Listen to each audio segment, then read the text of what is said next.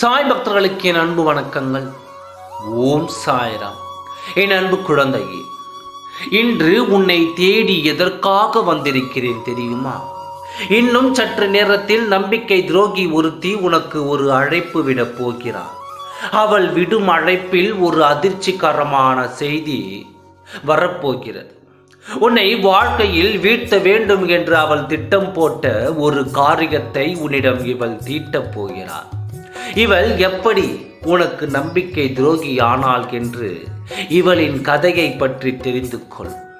உன்னுடன் நல்ல நட்பாகவும் நல்ல உறவாகவும் தான் இருந்தாள்.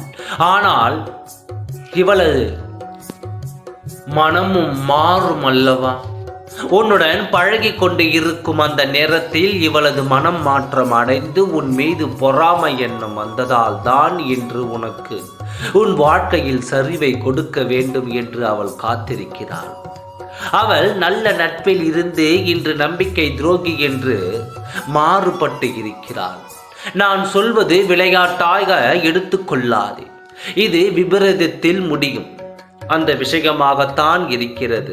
இதை விளையாட்டாக இப்பொழுது எடுத்துக்கொண்டு என் வாக்கை கேட்டுக்கொண்டு இருந்தால் சற்று கவனமாகிக்கொள். ஏனென்றால் இந்த விஷயத்தில் மாபெரும் ஒரு பிரச்சனை உனக்காக காத்திருக்கிறது. இதில் உன்னை மாட்டிவிட வேண்டும் என்று தான் காத்திருந்து இப்பொழுது அதை செயல்படுத்தவும் வருகிறார். கவனமாக இருந்து கொள்.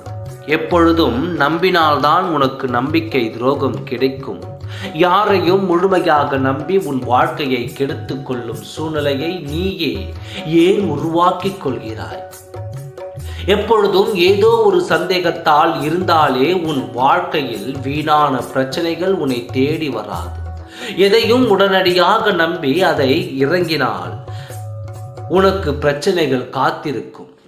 எதையும் முழுமையாக நம்பி விடாதே. இதைத்தான் நான் அடிக்கடி உன்னிடம் சொல்லிக் கொண்டிருக்கிறேன்.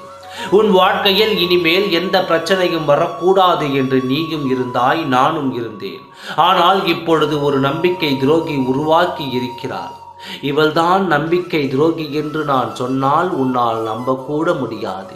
ஏனென்றால் அந்த அளவிற்கு உன் மனதில் இடம் பிடித்திருக்கும்.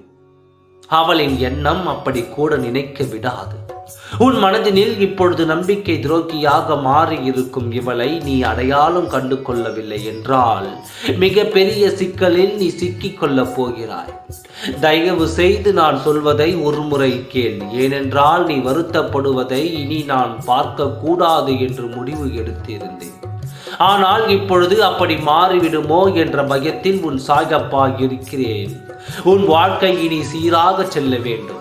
யாரையும் நம்பி அந்த விஷயத்தில் நீ மாட்டிக்கொண்டு அதிலிருந்து நீ வெளியே வர முடியாமல் நீ தவிப்பதை என்னால் பார்க்க இயலாது.